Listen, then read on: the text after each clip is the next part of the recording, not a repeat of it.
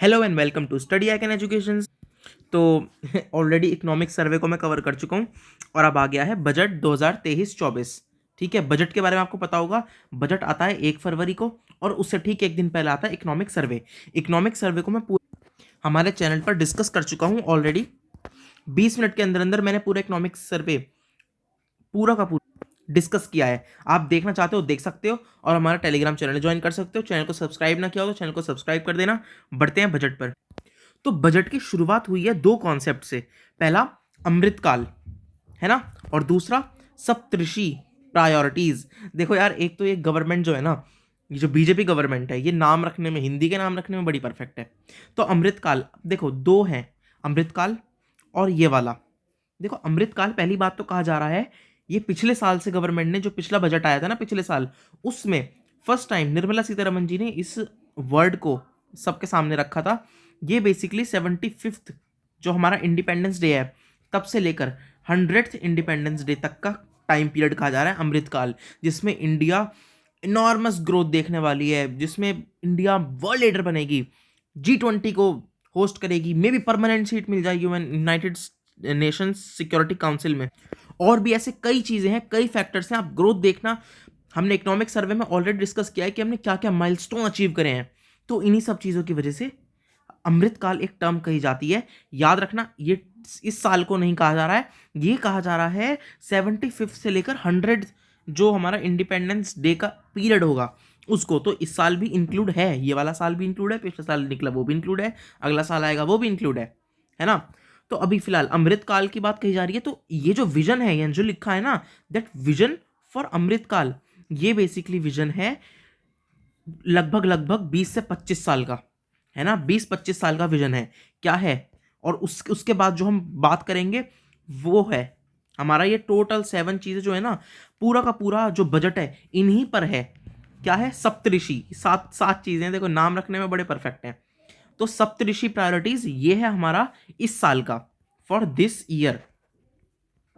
और ये क्या है, ये 25 ईयर्स के अराउंड का लॉन्ग विजन है। ठीक है, ये लॉन्ग टर्म विजन है, ये शॉर्ट टर्म विजन है। लॉन्ग टर्म विजन के बारे में बजट में ज़्यादा कुछ नहीं होता, बजट होता है सालाना, है ना, हर साल का एक बार। तो अमृतकाल के विजन में कहा क्या गया है, देखो सबसे पहले तो अपॉर्चुनिटीज फॉर सिटीजन्स, यूथ को फोकस करते हुए, है ना, मेजोरिटीली यूथ को फोकस करते हुए। क्यों? क्योंकि यूथ ही तो फ्यूचर है। अब जो इस टाइम पर 15 साल का है वो 35 ईयर्स का हो जाएगा, है ना। तो यही लोग तो हैं जो 15 साल के हैं, बढ़ते जा रहे हैं एज में, है ना, एज इनकी बढ़ती जाएगी, यही तो देश को चलाएंगे। मतलब बहुत नॉर्मल सी और कॉमन सी बात है।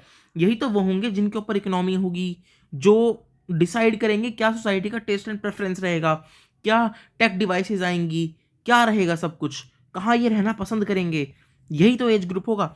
इसलिए इन पर फोकस किया जा रहा है। और सिर्फ इनकी अपॉर्चुनिटी, जो इनके एम्प्लॉयमेंट वगैरह है, सिर्फ उस पर ही नहीं। आप देखो कुछ टाइम से गवर्नमेंट ना गेमिंग में बहुत फोकस कर रही है, गेमिंग सेक्टर बहुत बड़ा होने वाला है, उसमें गवर्नमेंट ने फोकस किया है। न्यू एजुकेशन पॉलिसी आई है, उस पर गवर्नमेंट ने फोकस किया है। तो यूथ को ना गवर्नमेंट कभी भूली ही नहीं है ना, और बहुत ज़्यादा। और ये तो कहना पड़ेगा कि बीजेपी गवर्नमेंट यूथ पर बहुत फोकस कर रही है। इसके अलावा ग्रोथ एंड जॉब क्रिएशंस, खैर हर साल कहती है, उसमें कोई बड़ी बात नहीं है, हर साल कहती है। और जॉब क्रिएशंस और जो ग्रोथ होती है वो कमी हो जाती है। हालांकि ग्रोथ तो हमारी अच्छी है ना। और जो आईएमएफ है, वर्ल्ड बैंक है, जो ऑक्सफोर्ड है, इनकी जो रिपोर्ट्स आई हैं उसके अकॉर्डिंग हमें और बढ़िया ग्रोथ मिलने वाली है इन फ्यूचर। इसके अलावा strong and stable macro economics environment. देखो मैक्रो इकोनॉमिक्स होता है जैसे मार्केट है ना, एम्प्लॉयमेंट है, ये सब चीज़ें, इंफ्रास्ट्रक्चर है, ये मैक्रो इकोनॉमिक्स का पार्ट होते हैं। तो वही कहा है स्ट्रॉन्ग एंड स्टेबल। अब जैसे अभी आपको पता होगा, मैंने पिछले लेक्चर में जहाँ मैंने इकोनॉमिक सर्वे के ऊपर डिस्कशन किया है, उसमें भी मैंने बताया था कि न्यू लॉजिस्टिक्स पॉलिसी, आपको पता होगा लॉजिस्टिक्स पॉलिसी आई है, जिसके हम अंदाज़ा लगा रहे हैं कि हम जर्मनी को भी बीट कर देंगे। किसमें, जल्दी बताओ। यस, जर्मनी को हम जीडीपी में बीट कर देंगे। अभी हम जीडीपी में 4th नंबर पे हैं, जर्मनी 3rd पे है। जर्मनी को बीट करके हम 3rd पे बनेंगे। फर्स्ट कौन है, चाइना, सेकंड कौन है, यूएस, और 3rd फिर हम बन जाएंगे, इंडिया। ठीक है, सो ये सब तो चलता रहेगा। अभी हम बात करेंगे अपने बजट पर। अब देखो सप्तऋषि का जो कॉन्सेप्ट है, इसमें 7 चीज़ों पे हमने फोकस करना है। उससे पहले ना मैं आपको 3 कॉन्सेप्ट बताना चाहता हूँ, जो कुछ लोग ऐसे होंगे जो पूरा नहीं पढ़ने आए हैं, जो यूपीएससी एस्पिरेंट्स नहीं है ना, इट्स ओके। वो क्या देखने आए हैं, वो कुछ इनकम टैक्स रिलेटेड देखने आए हैं, है ना, कहाँ कहाँ पैसा लगता है और कहाँ कहाँ से पैसा आता है, वो बेसिकली ये देखने आए हैं। तो थोड़ा सा ना इस बजट की रिपोर्ट पर ना थोड़ा एंड में चलते हैं और पहले उसको देखते हैं, उसके बाद आएंगे इन सप्तऋषियों पर, और ये हमें पढ़ना है। और आप ध्यान से देख लेना किस किस तरीके से इसको फॉर्मेटाइज किया गया है। आंसर राइटिंग में बहुत हेल्पफुल है ये सप्तऋषि कॉन्सेप्ट। फिलहाल हम चलते हैं इनकम टैक्स पर। या सो टैक्सेस दो टाइप के होते हैं, मैं उम्मीद करता हूं ये तो आपको पता होगा, अगर आप एक यूपीएससी एस्पिरेंट्स हो तो इतना तो जानते होंगे कि टैक्सेस एक तो होता है इनडायरेक्ट, है ना, और एक होता है डायरेक्ट।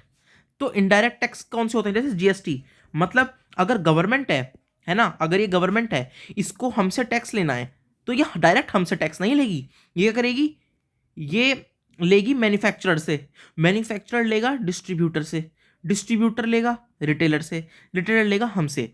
तो जो प्रोडक्ट हम देते हैं वो हम किसको दे रहे हैं, डायरेक्ट गवर्नमेंट को पैसा दे रहे हैं क्या, उसका जो जीएसटी लगती है उस पर, प्रोडक्ट पे। आप एक ब्रेड का पैकेट लाए, उस पर जो जीएसटी लगेगी आप गवर्नमेंट को थोड़ी ना दे रहे हो, आप तो उसी में इंक्लूड है, आप रिटेलर को दे रहे हो, रिटेलर आगे दे रहा है, ऐसे करते करते गवर्नमेंट के पास पहुंचती है वो जीएसटी, है ना, वो टैक्स पर्टिकुलर।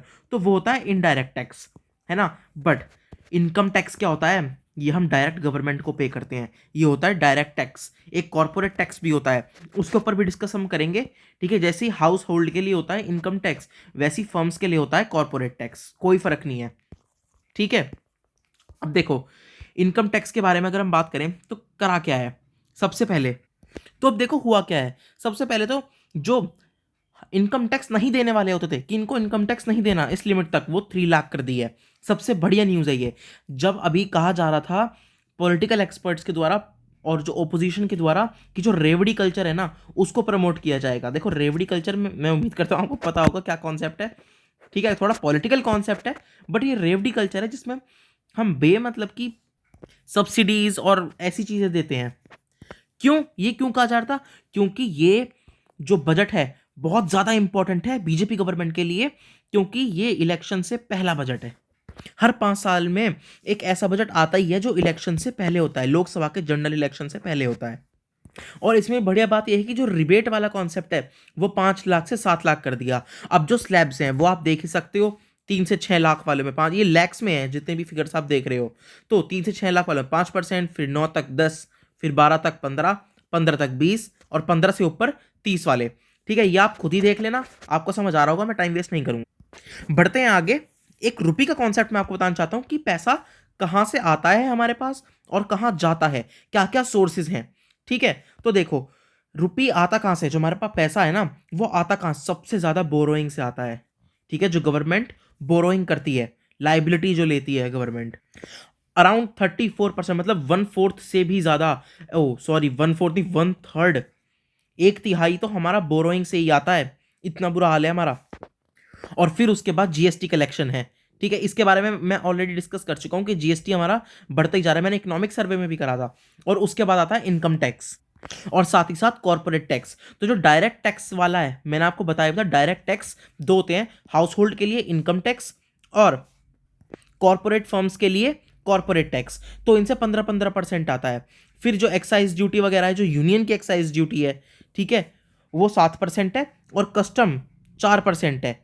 इसके अलावा जो गवर्नमेंट की रिसीट्स हैं, ठीक है, उनसे टोटल आपका 8% आता है। इकोनॉमिक्स के स्टूडेंट होंगे तो आप समझ जाएंगे, वरना अगर नहीं है ना तो इतना ज़्यादा घुसने की ज़रूरत नहीं है। तो आपको पता चल जाएगा कि पैसे आते कहाँ कहाँ से हैं। सबसे ज़्यादा बोरोइंग से आते हैं, उसके बाद जीएसटी से आते हैं, और फिर कॉर्पोरेट और इनकम टैक्स से आते हैं, और फिर आते हैं एक्साइज ड्यूटी से, है ना। उसके बाद रिसीट्स होती है गवर्नमेंट की। अब बात करते हैं जाता कहाँ है पैसा, हम आ तो गया हमारे पास, जाता कहाँ पे है। तो अगेन वही, जहां से हम पैसा लेते हैं वहीं पे सबसे ज्यादा पैसा जाता है इंटरेस्ट पेमेंट में, ठीक है। जो भी इंटरेस्ट लगता है ना उस लोन पर, उसकी पेमेंट में सब 20% जाता है हमारा, समझ रहे हो, 1/5 हमारा उसी में चला जाता है।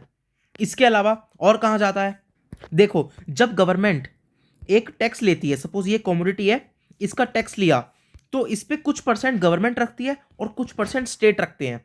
आपको बता दूं मैं, हमने एक ब्रेड ली, है ना, अब हम यूपी में रहते हैं, तो इसका 50% मान लो सेंट्रल गवर्नमेंट रखेगी, यूनियन गवर्नमेंट, ठीक है, और 50% इसका कौन रखेगी, यूपी गवर्नमेंट। इस तरीके से होता है। तो जो गवर्नमेंट के पास पैसे आते हैं उसमें सबसे ज़्यादा तो इंटरेस्ट पेमेंट करने में चला जाता है पैसा।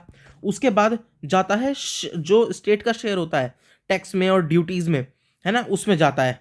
जो भी और पैसा आता है गवर्नमेंट का, जो भी स्टेट का शेयर है उसमें चला जाता है। इसके अलावा जो सेंट्रल सेक्टर की जो स्कीम्स होती हैं, ठीक है, 17% जाता है उसमें। 17 कौन कौन, जैसे पीएम उज्ज्वला है, पीएम गति शक्ति है, जो भी और चीज़ें, जो भी सेंट्रल गवर्नमेंट की इनिशिएटिव्स होते हैं ना, उसमें चला जाता है।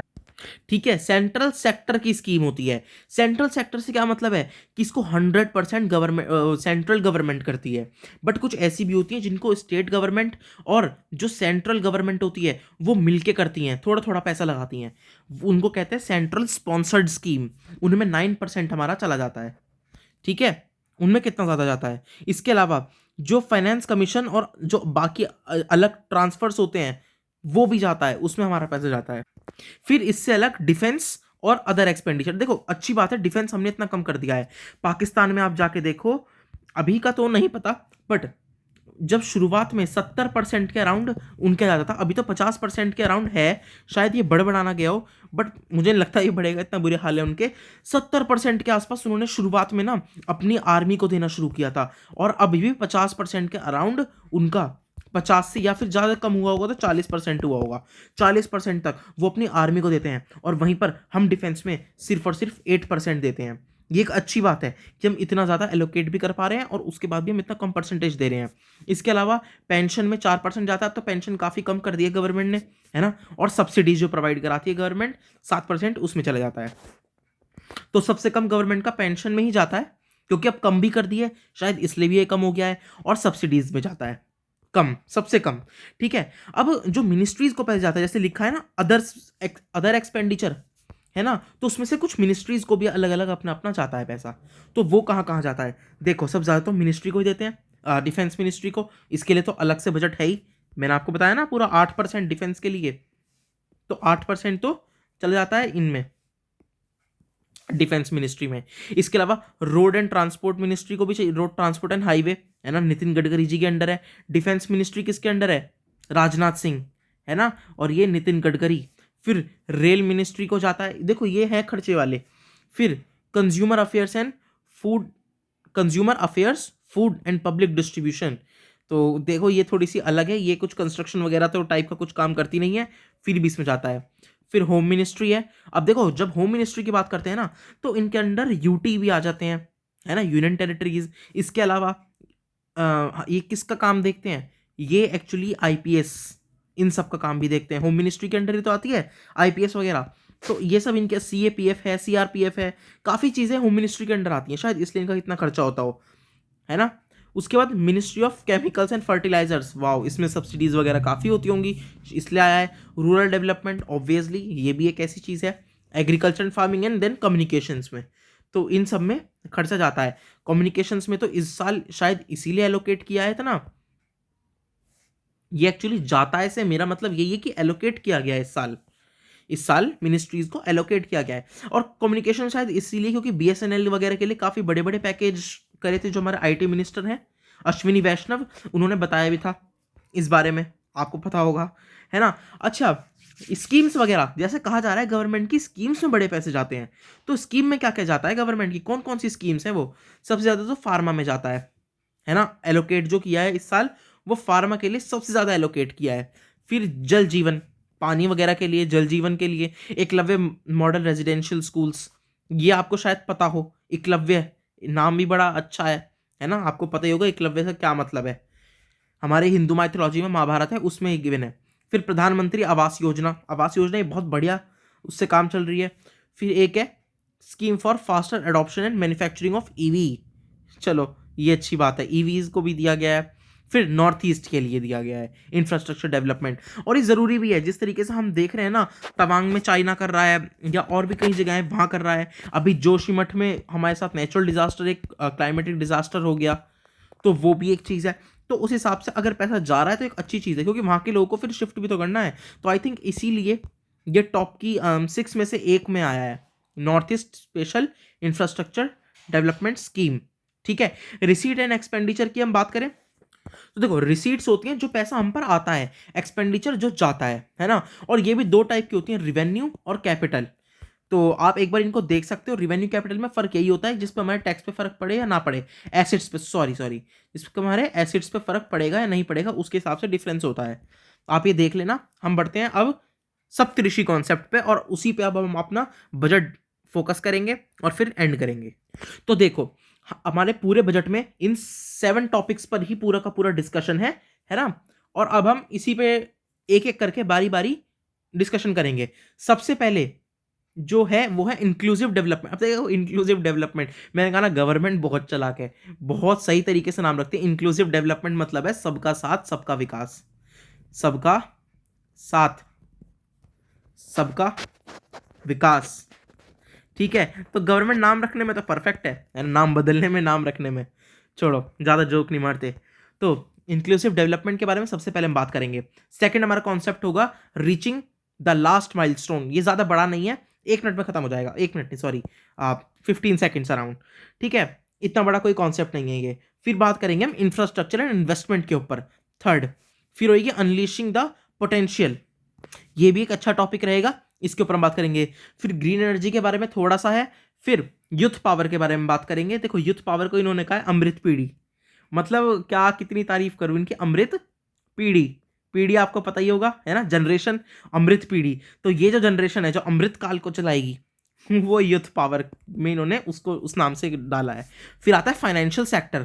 ठीक है, financial sector is the 7th one, इसके ऊपर हम एंड में डिस्कस करेंगे। अभी शुरू करते हैं हम सबका साथ सबका विकास, इंक्लूसिव डेवलपमेंट। तो इसमें भी 4 कॉन्सेप्ट है। पहला एग्रीकल्चर का है, फिर एक एजुकेशन का है, एक हेल्थ का है, ठीक है, सेकंड हेल्थ का है, फिर थर्ड एजुकेशन का है, और जो फोर्थ है वो बाकी अदर के लिए है। ठीक है, ऑल के लिए, जो बाकी सिटीजन्स हैं उनके लिए। तो इसमें सबसे पहले गवर्नमेंट ने डिजिटल जो इंफ्रास्ट्रक्चर है वो क्रिएट किया है, कार्ड्स वगैरह बनवाए हैं, है ना, ये सब काम किया है गवर्नमेंट ने। और डिजिटल इंफ्रास्ट्रक्चर में काफ़ी सारे पोर्टल्स वगैरह बनवाए हैं, जिसकी वजह से जो कम्युनिकेशन है गवर्नमेंट और फार्मर्स के बीच वो डायरेक्टली हो सकता है। ठीक है, अच्छा रिसेंटली गवर्नमेंट फार्म लॉज भी लेकर आई थी, उसको तो फिर रिपेल कर लिया गया है ना। यूपी के इलेक्शन भी आ रहे थे और फिर फार्मर्स को बुरा भी लगा, तो अच्छा नहीं लगा वो, इसे रिपेल कर लिया गया, शायद वो भी इसमें मेंशन होता वरना। ठीक है, इसके अलावा जो फंड्स वगैरह हैं, जो टारगेटेड फंडिंग है एनिमल हस्बेंड्री की, डेयरी की, फिशरीज की, वो करी गई है। फिर हॉरिजॉन्टल जो फार्मिंग होती है ना, हॉरिजॉन्टल फार्मिंग, हाँ कॉन्सेप्ट शायद आपको पता हो, है ना, उसके लिए भी प्रोग्राम्स लॉन्च किए गए हैं। फिर श्री अन्ना, इसके ऊपर मैं डेडिकेटेड वीडियो ऑलरेडी बना चुका हूँ। श्री अन्ना, ये हमारे डॉक्टर एस जयशंकर जो एक्सटर्नल अफेयर्स मिनिस्टर हैं, उन्होंने भी इसके ऊपर डिस्कशन किया था कि जो मिलेट्स हैं, जो अनाज वगैरह हैं जो इंडिया के हैं, जो हम एंशियंट टाइम से खाते आए हैं, ठीक है, उनको ग्लोबल लेकर जाना है। और फिर स्टोरेज कैपेसिटी, जो वेयर हाउसिंग है उसको अच्छे से बनाया जाएगा। एक टाइम तो ऐसा आ गया था इंडिया के लिए कि जब हमारे पास खाना तो था बट वो बहुत ज़्यादा वेस्ट हो रहा था, है ना, अच्छे से अवेलेबल नहीं था। तो अवेलेबिलिटी बढ़ाने के लिए, एक्सेसिबिलिटी बढ़ाने के लिए ना ये स्टेप लिया है गवर्नमेंट ने वेयर हाउसिंग को प्रॉपर करने का। गवर्नमेंट ने ये भी बताया है कि उन्होंने किस तरीके से बढ़ाया है क्रेडिट को, मतलब लोन्स वगैरह जो फार्मर्स को कम रेट पर जो लोन्स दिए जाते हैं वो किस तरीके से गवर्नमेंट ने बढ़ाए भी हैं, पहले से बहुत बढ़ाए हैं। पहले बहुत मुश्किल था फार्मर्स को लोन मिलना, अभी भी है डेफिनेटली, बट अभी कंपैरेटिवली इजी है। और फूड ग्रेन्स की बात करें तो बहुत ज़्यादा हमने ग्रोथ देखी है, मतलब अच्छे फर्टिलाइजर्स हैं। इससे क्या पता चलता है कि हमारे पास अच्छे फर्टिलाइजर्स, पेस्टिसाइड्स और सॉइल की ग्रोथ अच्छी है हमारे पास, है ना, और फार्मर्स कमा पा रहे होंगे अगर ग्रोथ ज़्यादा आएगी। ठीक है, अब हम बात करेंगे हेल्थ में। देखो ये चार चीज़ें हैं, प्लस का निशान बनाकर 4 चीज़ें भी दिखाई हैं, ये काफ़ी अच्छी हैं। पहली तो कॉलेजेस ज़्यादा खोले जाएंगे, 157 कॉलेजेस खोले जाएंगे। हमने ये भी देखा है, मैं ऑलरेडी डिस्कस भी कर चुका हूँ कि यूक्रेन में किस तरीके से हुआ कि हमारे कितने सारे स्टूडेंट्स गए हुए थे बाहर। ये अच्छी बात है क्या कि बाहर स्टूडेंट्स गए हुए हैं? नहीं, ये तो बुरी बात है ना। क्यों? क्योंकि हमारे पास स्टूडेंट्स हैं, हमारे पास पैसा है, बट हमारे पास इंफ्रास्ट्रक्चर नहीं है उनको पढ़ाने का। अब जब इंफ्रास्ट्रक्चर उनको पढ़ाने का नहीं है तो उनकी प्रैक्टिस के लिए भी नहीं है। इसलिए आप देखो दुनिया में ना हर चौथा डॉक्टर इंडियन होता है। आप विश्वास नहीं करोगे पर हर चौथा डॉक्टर इंडियन ही होता है। इतने डॉक्टर्स बनाता है इंडिया, इतने डॉक्टर्स प्रोड्यूस करता है, बट वो हमारे यहाँ नहीं रहते। रहते हैं, डेफिनेटली रहते हैं, बट डिमांड हमारे पास और ज़्यादा है, तो उसको हम अच्छे से यूज़ कर सकते हैं। तो हम अपने यहाँ और कॉलेजेस बनाएंगे, 157 का टारगेट है गवर्नमेंट का। इसके अलावा वैक्सीनेशंस वगैरह के लिए भी स्कीम्स लॉन्च करी हैं और फार्मास्यूटिकल्स के लिए भी प्रोग्राम और भी लॉन्च होंगे, ये गवर्नमेंट का दावा है। देखते हैं अब बाकी। और हाँ, पब्लिक प्राइवेट पार्टनरशिप, पीपीपी भी कह देते हैं, कोई पी क्यूब कहता है, कोई 3P कह देता है। तो ये जो है ना, पब्लिक और प्राइवेट की पार्टनरशिप के साथ कुछ लैब्स बनाए जाएंगे जो कि रिसर्च होंगे, R&D, research and development programme के लिए। और एक्सपेक्ट किया जा रहा था कि गवर्नमेंट ना एजुकेशन में बढ़ाएगी, क्योंकि पीएम श्री स्कूल्स ये कॉन्सेप्ट आया है। इसके अलावा थोड़ा इंफ्रास्ट्रक्चर वगैरह भी तो चेंज करना है। जो फ्रेमवर्क है, भारत बोर्ड की बात हो रही है ना। एनसीईआरटीज जो है वो एनसीईआरटीज 2.0 लाने की बात हो रही है इंडिया में। इसके अलावा है ना, सीबीएसई की जगह भारत बोर्ड आएगा, ये बात भी तो आई थी। उसके अलावा एनसीईआरटी 2.0, उसके अलावा जो न्यू एजुकेशन पॉलिसी है धीरे धीरे उसको भी इम्प्लीमेंट करना है। और एजुकेशन को हम यहाँ पे कॉलेजेस बढ़ाने की बात भी कर रहे हैं, हेल्थ में भी। तो एजुकेशन में लगा था काफ़ी ज़्यादा बढ़ोतरी होएगी, बट ऐसा हुआ नहीं। और बहुत दिनों से डिस्कशन हो भी रहा था कि एजुकेशन को आई थिंक 4% तक ले जाया जाए, पर ऐसा नहीं हुआ। ठीक है, बराबर ही है। हेल्थ में थोड़ा सा इंक्रीज देखा गया है, तो खैर ज़रूरत भी है, पेंडेमिक आया है और अब तो हार्ट अटैक रेट्स भी बहुत ज़्यादा बढ़ रहे हैं। तो उन सब चीज़ों को देखते हुए बहुत ज़रूरी था ये करना। इसके अलावा डाइट आपको पता होगा, district institute for education and training, diet, ये हमारे यहाँ भी, हम देखो मैं मेरठ से बिलोंग करता हूँ और मेरठ में भी डाइट है। मुझे लगता है कि हर जगह होगा, जहाँ नहीं होगा वहाँ और आ जाएगा। टीचर्स को ट्रेनिंग दी जाएगी डाइट्स के थ्रू। ठीक है, इसके अलावा नेशनल डिजिटल लाइब्रेरी सेटअप की जाएगी। और ये तो शायद आपको पता भी होगा, बहुत टाइम से इस बारे में डिस्कशन भी चल रहा है ना। और क्या, पंचायत और वार्ड लेवल्स पर भी लाइब्रेरी सेटअप की जाएंगी और काफ़ी सारे आईएएस ऑफिसर्स तो ऑलरेडी अपने अपने डिस्ट्रिक्ट्स में ये कर भी रहे हैं। इनफैक्ट मेरे मेरठ में भी आधारशाला है हमारे पास। ठीक है, और उससे रिलेटेड जो, हाँ यस, हमारे जो अभिषेक, जो हमारे आईएएस ऑफिसर हैं यहाँ के, अभिषेक, उन्होंने आधारशाला कॉन्सेप्ट खुलवाया। आप एक बार यूट्यूब पर जाकर ज़रूर देखना आधारशाला। ललन टॉप ने भी, जो दी ललन टॉप है, उन्होंने भी इसके ऊपर एक डेडिकेटेड वीडियो बनाई है। अब हम बात करेंगे जो हमारा सेकंड पॉइंट था, रीचिंग द माइलस्टोन। तो देखो ये सब चीज़ें तो मैं ऑलरेडी डिस्कस कर चुका हूँ, है ना। आप देख लेना क्या क्या है ये। एक चीज़ मुझे जो और डिस्कस करनी है वो ये है, भारत श्री को सेटअप किया जाएगा। एक डिजिटल प्लेटफॉर्म होगा जो हमारे एंशिएंट स्क्रिप्चर्स वगैरह है ना, उनको रिवाइव करने के लिए, उनको डिजिटलाइज करने के लिए ये भारत श्री का एक इनिशिएटिव है, गवर्नमेंट ने लिया है। इसके ऊपर ज़्यादा कुछ है नहीं। हम अपने थर्ड कॉन्सेप्ट पे आएंगे, इंफ्रास्ट्रक्चर एंड इन्वेस्टमेंट। हमने इंक्लूसिव डेवलपमेंट कर लिया है, ठीक है, रीचिंग माइलस्टोन कर लिया है। अब हम आए हैं in infrastructure and investment. Infrastructure में सबसे पहले ना, जो चार्ट आप देख रहे हो ऊपर, मल्टीप्लायर इम्पैक्ट, ये यही बताया कि जितना ज़्यादा हम कैपेक्स रखेंगे, देखो कैपेक्स को, ये वाली बात ना किस में थी, अगर आपने इकोनॉमिक सर्वे को पढ़ा है और अगर मेरी वीडियो देखी है ना, तो उसमें आपको दिख गया होगा कि पिछले साल भी, पहले भी गवर्नमेंट ने ये वाली चीज़ करी है, कैपेक्स पर बहुत फोकस किया है। कैपेक्स क्या है? Capital expenditure. उसमें मैंने फॉरेक्स ही बताया था, फॉरेन एक्सपेंडिचर छोड़ो वो सब, फॉरेन एक्सचेंज। कैपेक्स की बात करेंगे तो देखो कैपेक्स में होता है फॉरेन कैपिटल एक्सपेंडिचर, मतलब कितना सरकार पैसा खर्च कर रही है अपनी जेब से, वो होता है कैपिटल एक्सपेंडिचर। तो हम जितना उसको ज़्यादा रखेंगे ना इन्वेस्टमेंट में और इंफ्रास्ट्रक्चर डेवलपमेंट में, प्रोडक्शन में, जितना खर्च करेंगे उतना ज़्यादा उसमें ग्रोथ देखा जाएगा। और इसीलिए गवर्नमेंट ने कह रही है कि 33.4% से वो कैपिटल एक्सपेंडिचर जो इंफ्रास्ट्रक्चर एंड इन्वेस्टमेंट है ना, उसमें बढ़ाएगी। इसके अलावा जो सेंटर स्टेट को लोन्स देती है ना, फ्री इंटरेस्ट लोन्स, इंटरेस्ट के बिना के, वो 50 साल से दे रही है इंफ्रास्ट्रक्चर को डेवलप करने के लिए, स्टेट वाइज देती है, वो कंटिन्यू रखेगी उस चीज़ को। इसके अलावा रेलवेज के लिए भी उन्होंने बजट तैयार किया है, ठीक है, रेलवे इंफ्रास्ट्रक्चर के लिए। अब इसके अलावा 100 ट्रांसपोर्टेशन इंफ्रास्ट्रक्चर प्रोजेक्ट्स जो end to end connectivity, ports, coal, steel, fertiliser sectors के लिए जो बन रहे हैं, उनको भी करा जाएगा और उनको प्रमोट किया जाएगा। अब देखो क्या हो रहा है, पर्वतमाला, भारतमाला, अगर आपको पता हो, सागरमाला, पता है आपको सागरमाला? ये प्रोजेक्ट है गवर्नमेंट का, सागरमाला प्रोजेक्ट। इसके अलावा है पर्वतमाला देखो, सागरमाला है जो हमारे जैसे इंडिया है, सॉरी देखो मुझे मैप ज़्यादा अच्छे से नहीं आता, मान लो ये हमारा भारत है, ठीक है, ये इंडिया है हमारा। अब इंडिया में इस साइड क्या है, ये वाला पोर्शन क्या है, ये है सागरमाला, ठीक है। फिर पर्वतमाला क्या है, पर्वतमाला है इस साइड, ये यहां से लेकर नॉर्थ ईस्ट तक सारा, यह है पर्वतमाला। और फिर आता है भारतमाला। ठीक है, भारतमाला जो बाकी जगहें जो बच गई हैं वो हैं भारतमाला के अंडर आएंगी। तो एक कनेक्टिविटी बनाई जाएगी पूरी, जिसकी वजह से क्या, ये जो न्यू लॉजिस्टिक्स पॉलिसी की हम बात करते हैं ना, ये तभी सक्सेसफुल हो पाएगा। न्यू लॉजिस्टिक्स पॉलिसी में क्या है कि हम एक गुड्स को एक पॉइंट से दूसरे पॉइंट तक, एक प्लेस से दूसरी प्लेस तक फास्टेस्ट तरीके से पहुंचा सकें, सबसे तेज पहुंचा सकें। इसमें नंबर 1 पर आता है जर्मनी। नहीं, नॉट नंबर 1।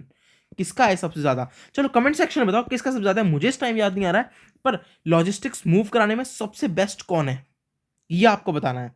अच्छा, इसके अलावा गवर्नमेंट ने बताया कि हम टीयर 1 सिटीज और टीयर 2 जो महानगर हम जिन्हें कहते हैं, जो मेगा सिटीज हैं, उनके इंफ्रास्ट्रक्चर पे तो हम बहुत ज्यादा फोकस करते हैं। किस पे? उनके अर्बन इंफ्रास्ट्रक्चर पे।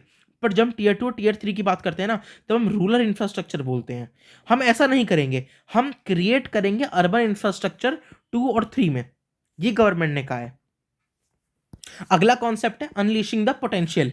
मतलब जो कुछ ऐसी चीजें, कुछ ऐसे सेक्टर हैं, कुछ ऐसी इंडस्ट्रीज हैं जिसमें अगर हम इन्वेस्ट करेंगे ना, जो अब तक हमने उस लेवल पर करा नहीं है, तो हमें फायदा मिलेगा। जैसे एआई में इन्वेस्ट करेंगे, कुछ मेजर्स हैं और उनके आउटकम्स जो हो सकते हैं, एक्सपेक्टेड आउटकम्स।